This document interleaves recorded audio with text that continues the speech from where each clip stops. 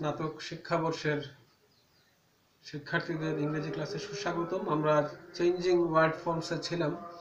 তো আজকে changing word ফর্মসের আরও কিছু ওয়ার্ড আমরা কিভাবে পরিবর্তন করতে পারি এবং সেগুলো দিয়ে নতুন বাক্য তৈরি করতে পারি সেই বিষয়ে একটি আলোচনা আমরা দেখি।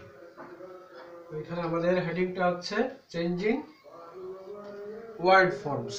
তো কমন যে শব্দগুলো থাকে সেগুলো থেকে আমরা কিছু শব্দ বেছে নিয়ে আমরা দেখি কিভাবে সেটি পরিবর্তিত হয়।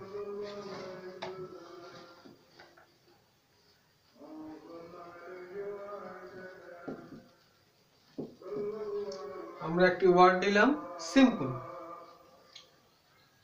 এবং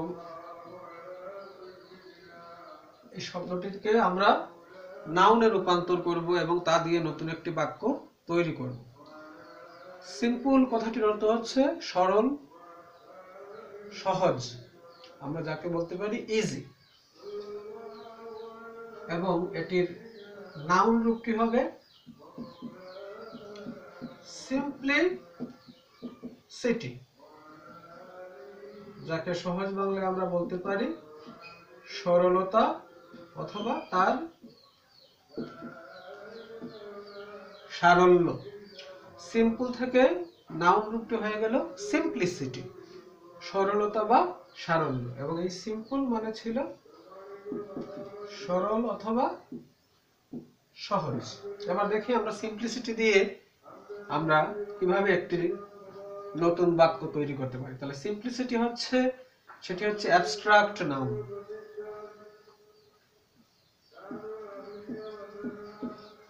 The boy's simplicity pleased me, অর্থাৎ বালকটির সারল্য বা সরলতা আমাকে আনন্দিত করেছিল, মুগ্ধ করেছিল। The boy's simplicity pleased me, এখানে the boy's হচ্ছে subject, simplicity the boy's simplicity পুরোটাই হচ্ছে সাবজেক্ট, তারপর আমরা ভার্ব পেয়েছি প্লিজ, তার পাস্ট ফর্ম হয়েছে প্লিজড, তারপর মি।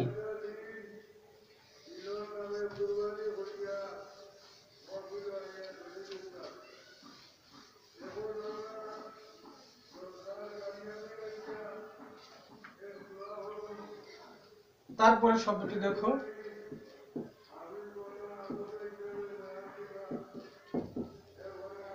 ফেভারিট।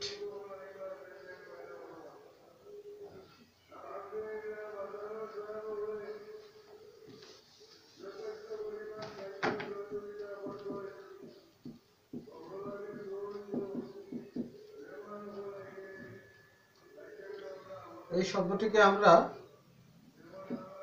নাউনে নিয়ে যাব। ফেভারিট মানে হচ্ছে প্রিয় বা অনেক সময় অনুকূল বোঝায়। তাহলে এটা থেকে নাউন রূপটা হবে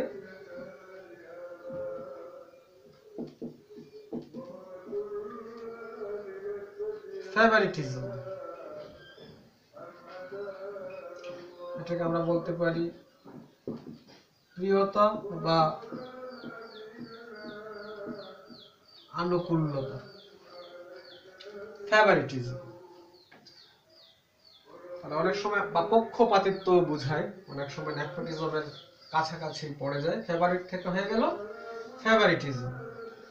এবার নতুন বাক্যটি কি হয় সেটা আমরা দেখে নিব।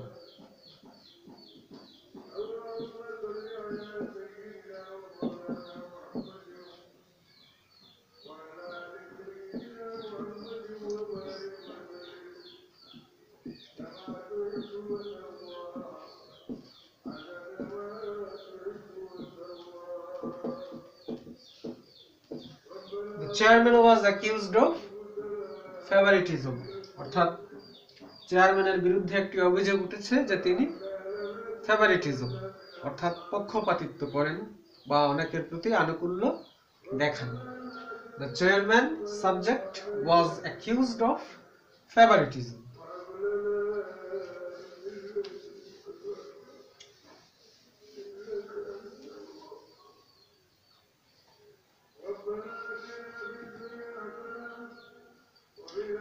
পরের শব্দটি আমরা নিচ্ছি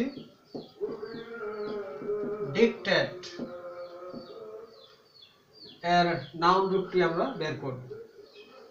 ডিকটেট মানে কি? ডিকটেট হচ্ছে স্বেচ্ছাচার করে, অর্থাৎ নিজের খামখেয়ালি মতো কাজ করে, এবং যিনি এইভাবে স্বেচ্ছাচার করেন তাকে আমরা বলি ডিকটেটর, মানে স্বৈরাচারী। ডিকটেট ভার্ব স্বেচ্ছাচার করা, সেটাকে নাউন রূপে নিয়ে গেলে হবে ডিকটেটর, স্বৈরাচারী। এবার দেখো কি হচ্ছে, আমরা একটা বাক্য তৈরি করে ফেলি।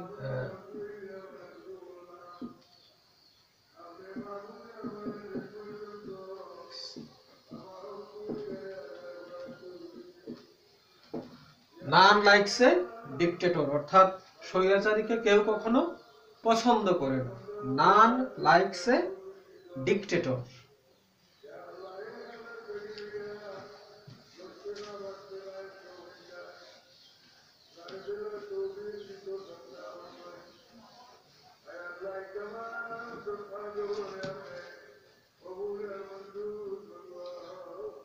পরের শব্দটি দেখি আমরা।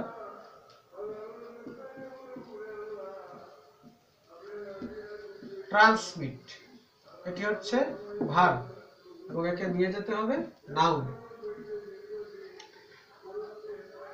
ট্রান্সমিট, ট্রান্সফার, এগুলো প্রায় কাছাকাছি।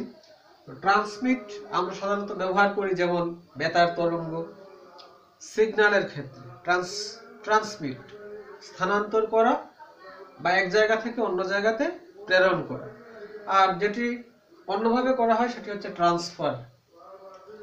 ট্রান্সমিট থেকে তার নাউন রূপ কি হয় আমরা দেখে নেই। TRANSMISSION, ট্রান্সমিশন, স্থানান্তর অথবা প্রেরণ। আর ট্রান্সমিট মানে হচ্ছে স্থানান্তর করা বা প্রেরণ করা, যেটা সাধারণত কিভাবে হয়, ভার্চুয়ালি হচ্ছে। ট্রান্সমিশন দিয়ে একটা বাক্য তৈরি করে থাকি।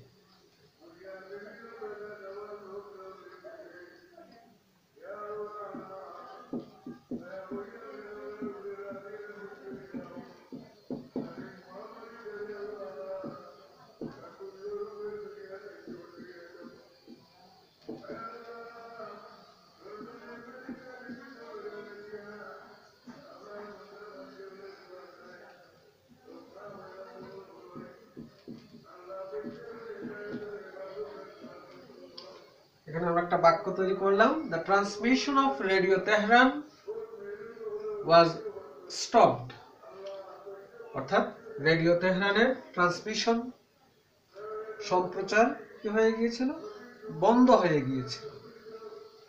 এটা সম্প্রচার অর্থেও আসতে পারে।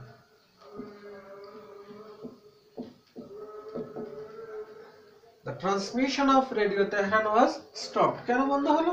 এটার কারণটি আমরা দেখালাম না, আমরা এটি উদ্ধ রেখে দিলাম। The transmission of Radio Tehran was stopped.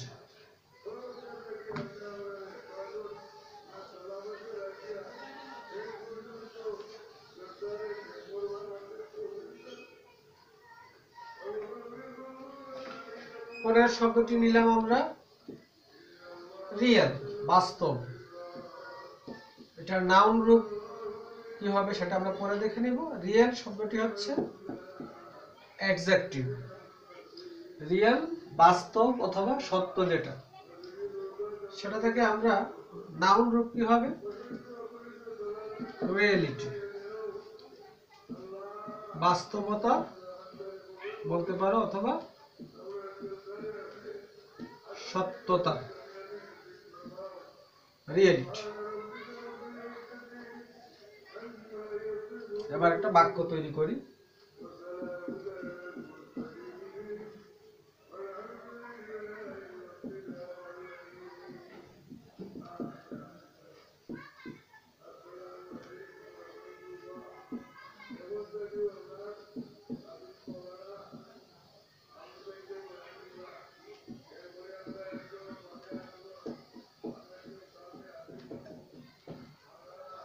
বাক্যটি তৈরি করে নিলাম। It was a reality that Mohina was weak in physics. It was a reality that Mohina was weak in physics. তাহলে আমাদের একটি নতুন বাক্য হয়ে গেল রিয়েলিটি। তাহলে এটি সত্যিকারের একটি বাস্তবতা ছিল যে, বা এটি একটি বাস্তব বিষয় ছিল যে মুহিন ফিজিক্সে দুর্বল ছিল।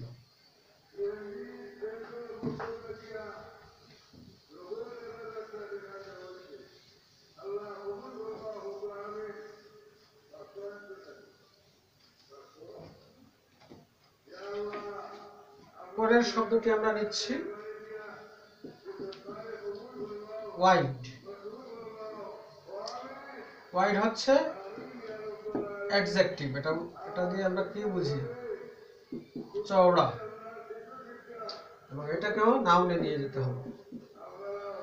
ওয়াইড, যেমন আমরা দেখি ক্রিকেট খেলায় যদি বলটা ক্রিজের যে মাপ থাকে তার যদি বাইরে দিয়ে যায় সেটাকে আমরা বলি ওয়াইড, মানে একটু বেশি ব্যাটসম্যানের নাগালের বাইরে দিয়ে যাচ্ছে। ওয়াইড এটাকে অনেক সময় ভুল করে অনেকে হোয়াইটও বলে, কিন্তু হোয়াইট নয়, এটি ওয়াইড মানে চওড়া। তার নাউন রূপটি কি হয়? WYDTH। এটা কিন্তু ওয়াইড। উচ্চারণের প্রথমে ও এসেছে, এখানে উচ্চারণের প্রথমে হ্রস্ব উ আসবে, অর্থাৎ এটাকে ইংরেজিতে বলি আমরা উইডথ। ঠিক আছে? তাহলে ওয়াইড থেকে হবে উইডথ, নাউন রূপ হয়ে যাবে।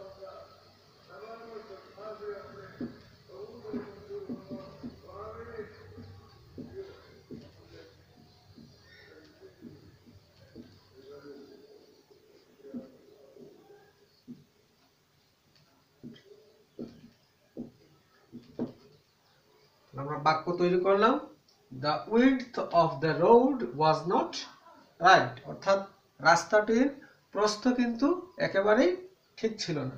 was not right, আদৌ ঠিক ছিল না। the width of the road wasn't right.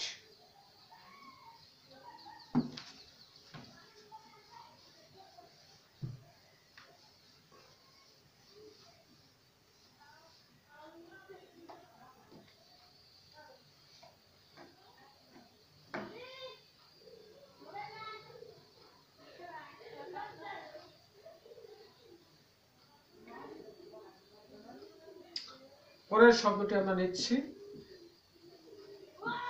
Danger. Adjective, বিপদ। সরি, এটাকে অ্যাডজেক্টিভে নিতে হবে, এটি হচ্ছে নাউন। এখান থেকে আমরা তাকে অ্যাডজেক্টিভে নিয়ে যাব। ডেঞ্জার থেকে হবে ডেঞ্জারাস, বিপজ্জনক। ডেঞ্জার হচ্ছে বিপদ, সেটি হচ্ছে নাউন, এবং তার অ্যাডজেক্টিভ রূপ হচ্ছে ডেঞ্জারাস, বিপজ্জনক।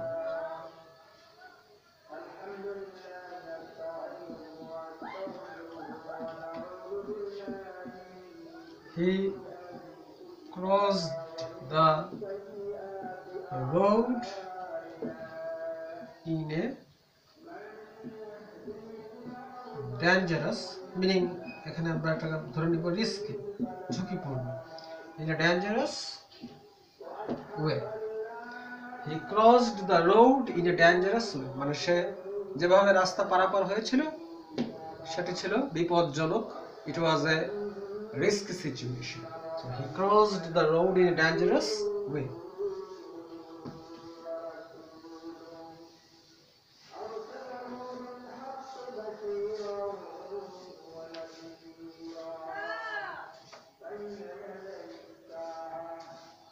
পরের শব্দটি আমরা দেখে নেই,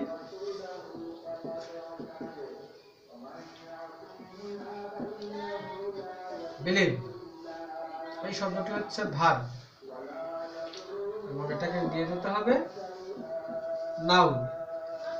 বিলিভ মানে হচ্ছে বিশ্বাস করা, সেটিকে আমরা নাউনে নিয়ে যাব, এবং বিশ্বাস করা বিশ্বাস। এখানে বানানটা চেঞ্জ হচ্ছে, BELIEF, বিলিভ।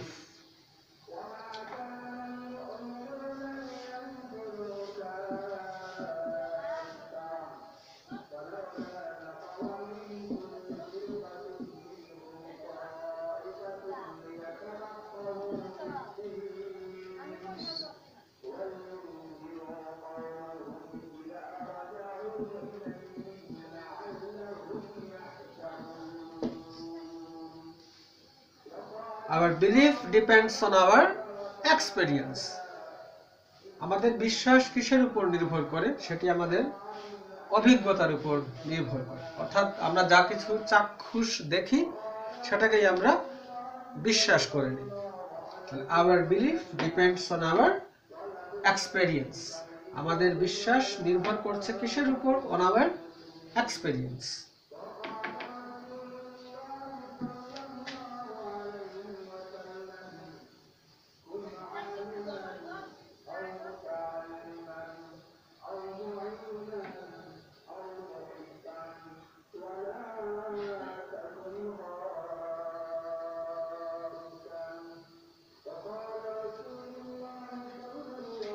পরের শব্দটি আমরা নিলাম বুক। এটি একটি নাউন, এটাকে আমরা নিয়ে যাব adjective.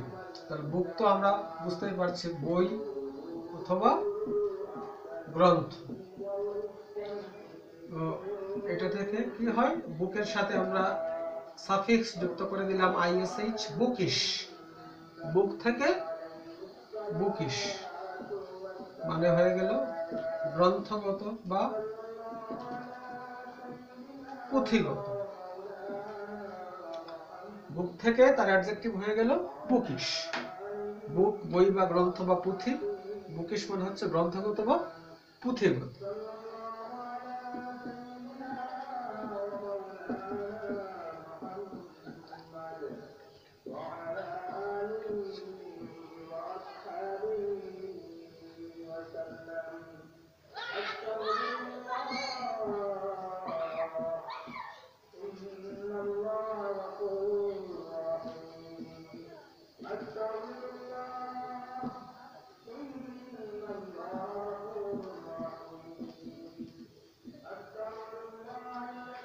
Bookish knowledge does not help one to attain success in life.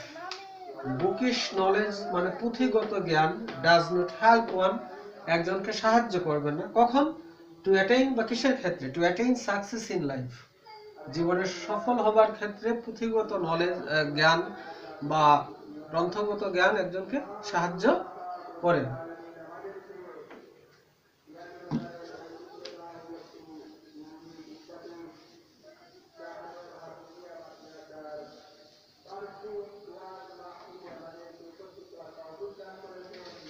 পরবর্তী শব্দ আমরা নিলাম মেন্টাল। এটাকে আমরা অ্যাডভার্বে নিয়ে যাব। মেন্টাল শব্দটি হচ্ছে অ্যাডজেক্টিভ, মানসিক। মেন্টাল মানে হচ্ছে মানসিক। যখন অ্যাডভার্ব হবে এই মানসিকের সাথে কি যুক্ত হবে? ভাবে, মানসিক ভাব। এটাকে আমরা ইংরেজিতে বলবো মেন্টাল। আর মানসিক যদি আমরা নাউন রূপ করি সেটা হবে মানসিকতা বা মেন্টালিটি। মেন্টালি।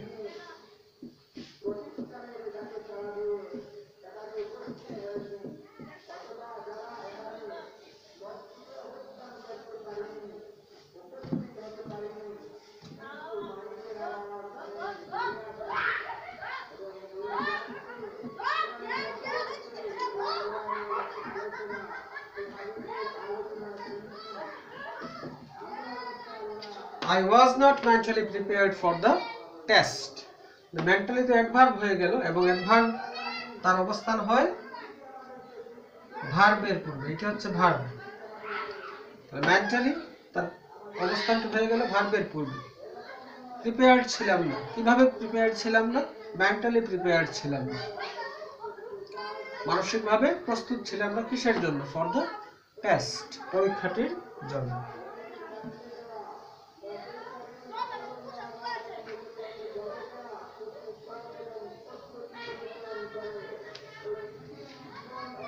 পরের শব্দটি নিচ্ছি ইন্সপেক্ট। এটি ভার্ব, তদন্ত করা। তার নাউন রূপটি কি হবে আমরা দেখে নিচ্ছি। ইন্সপেক্ট মানে হচ্ছে তদন্ত করা এবং তদন্ত ইংরেজি হচ্ছে ইন্সপেকশন। অথবা যিনি তদন্ত করেন তাকে আমরা বলি ইন্সপেক্টর। দুটোই কিন্তু নাউন, ইন্সপেকশন এবং ইন্সপেক্টর। তাহলে আমরা ইন্সপেকশন অথবা ইন্সপেক্টর দুটি পেলাম তার নাউন রূপ। আমরা একটি দিয়ে এখানে বাক্য রচনা করছি।